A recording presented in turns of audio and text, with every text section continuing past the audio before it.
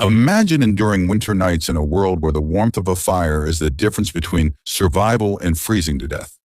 Join me as we uncover the incredible resilience and resourcefulness of medieval peasants, everyday heroes who battled the bitter cold armed only with creativity and sheer determination. Their stories of grit and ingenuity will not only warm your heart, but will also challenge everything you thought you knew about life in the Middle Ages. Throughout history, humanity has grappled with the profound reality of suffering. It's almost a constant, isn't it? A condition born from the very essence of life itself. Yet we've not only contended with the pain inherent in existence, but also with unique trials that have shaped our journey as a species. These hardships are not just the realm of modern humans. They echo back through our evolutionary lineage, affecting every species in the Homo genus. Scientific estimates suggest that approximately 15 different species of Homo once roamed the Earth, each facing their own forms of adversity and struggle. Let's embark on this exploration by considering the vast stretch of time, about 2.5 million years, that our ancestors inhabited this planet. Imagine how radically different life was for early humans. For instance, take Homo erectus, one of the earliest and most successful of our ancestors. Evidence from fossil sites indicates that they faced not only the dangers of a hostile environment filled with predators, but also the internal struggles inherent in tribe dynamics. Competition for resources could lead to violence, and archaeological findings reveal trauma in many skulls, indicators of violent encounters with others of their kind or with fearsome beasts. One striking case involves an early Homo erectus found in a graveyard in Java, Indonesia. Researchers discovered a multitude of preserved bones, many showing signs of injuries consistent with fierce struggles for survival. This site suggests that our ancestors not only faced external threats, but the violent instincts that sometimes manifested within their own ranks. Imagine the anxiety of living in a world where dangers loomed from both nature and kin, an existence marked by strife and survival. These stories of conflict do not solely define the human experience, however. They coexist alongside narratives of compassion and social structure.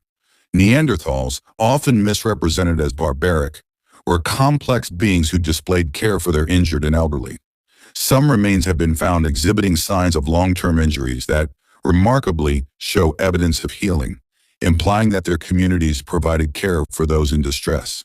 This ability to empathize suggests that amidst the challenges of survival, early humans demonstrated remarkable interconnectedness, forming bonds that transcended mere existence. As we journey further, we encounter Homo naledi, a species that lived in South Africa and engaged in some of the most extraordinary archaeological discoveries of the last decade. Their remains were found in a cave system, suggesting they possessed a sense of ritual around death, exploring the concept of legacy and the continuation of existence. While these early humans faced the harsh realities of their environment, they also exhibited behaviors that indicate a deeper understanding of life and death, a complexity that challenges our perceptions of ancient beings. Moreover, we must not overlook the substantial physiological challenges that defined early human lives. Advances in archaeology and paleoanthropology have allowed us to examine diets and health. Analyzing dental remains reveals a stark picture. Early humans often suffered from malnutrition, tooth decay, and other ailments stemming from their diets. The struggle to find sufficient food, coupled with the environmental hazards they encountered, may have led to chronic health issues that plagued them throughout their lives. Imagine facing daily battles against not just hunger, but also the effects of poor nutrition, each meal a potential source of pain rather than sustenance. As we move through the timeline, the development of agriculture about 10,000 years ago marked a pivotal shift for humanity, inaugurating the era of civilization. Yet this transformation brought with it newfound suffering.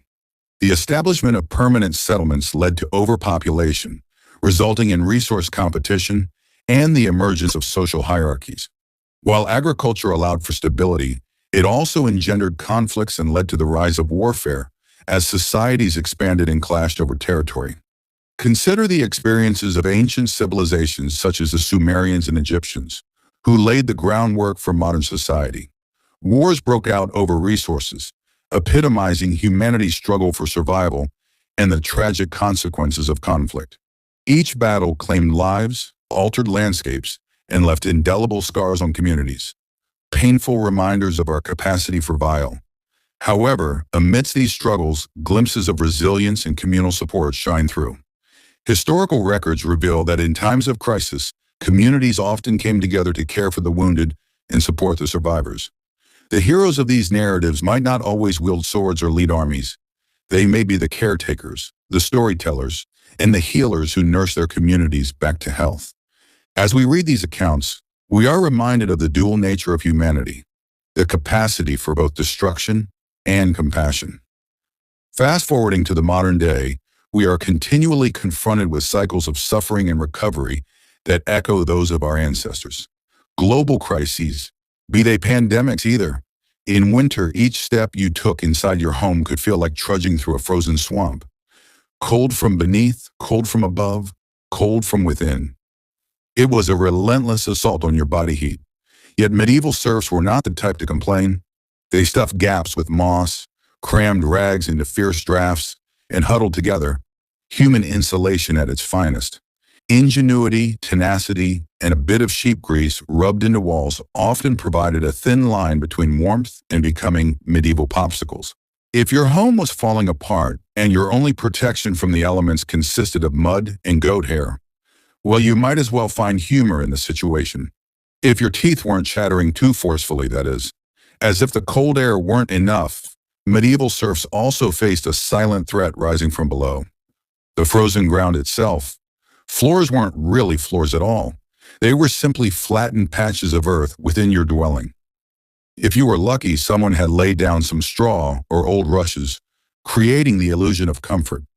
But make no mistake, you were essentially a hair's breadth away from the cold, hard ground. And oh, that cold was merciless. It crept up from the earth like an insidious entity, winding its way through the straw into your bones and deep into your core.